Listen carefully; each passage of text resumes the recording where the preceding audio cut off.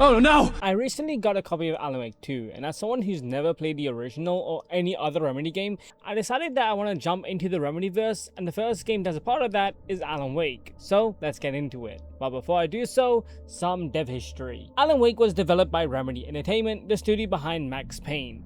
After the success of the first game, financial issues arose and forced Remedy to sell the Max Payne IP to Take-Two. They stayed on to develop Max Payne 2, and once that was finished, the team wanted to move on and create something entirely different.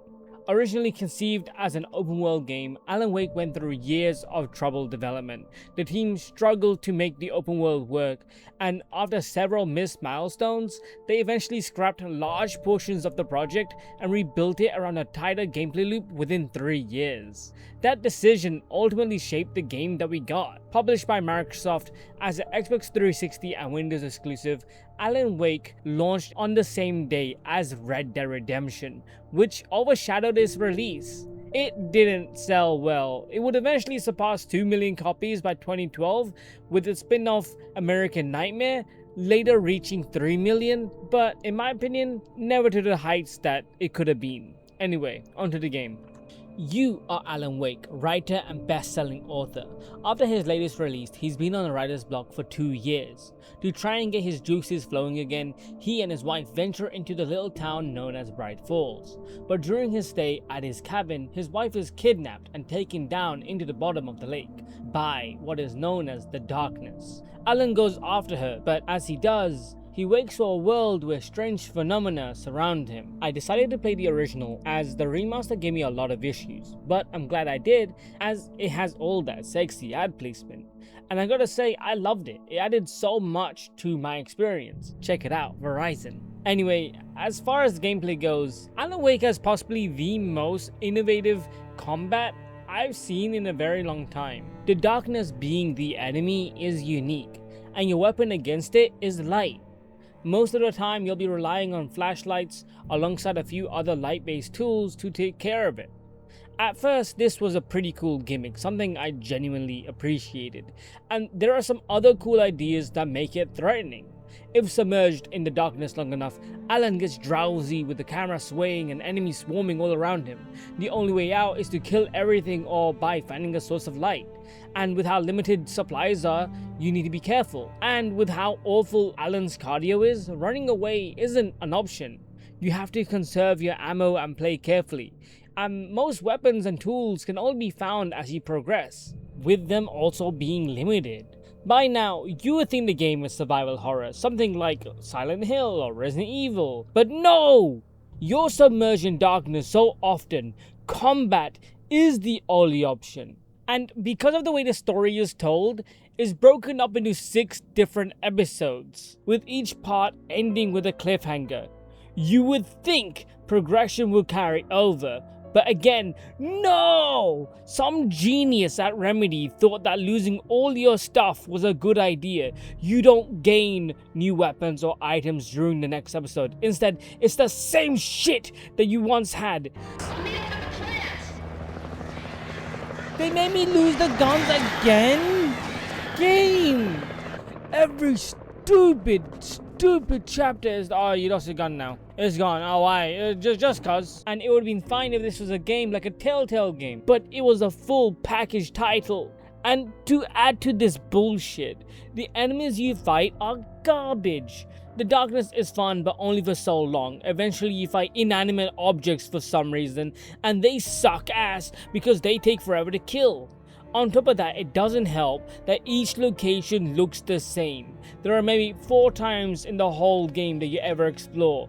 In the morning, with interesting set pieces, but those sections are cut short to wake you in the night to stick you in the woods. Even after you get out of the woods, you're back in another part of the woods, and it's always the different part of the woods in the same woody area. I felt like I was having amnesia every time I was playing this game. I kept going, what? Where am I? What's happening? But what made me from lose my mind was how alive the world is. Despite all the bullshit locations you go through, there are radio stations you can listen to, and they build on top of the story.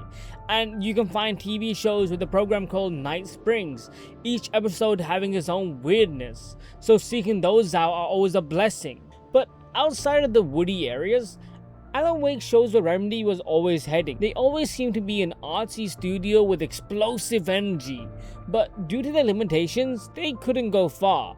Moments like the concert or its DLC show me how creative they were even back then. Anyway, with that, I'm gonna give gameplay a 4 out of 10. It's fun and interesting, but it quickly gets dry. What saves the game is the story. But before that, fun fact.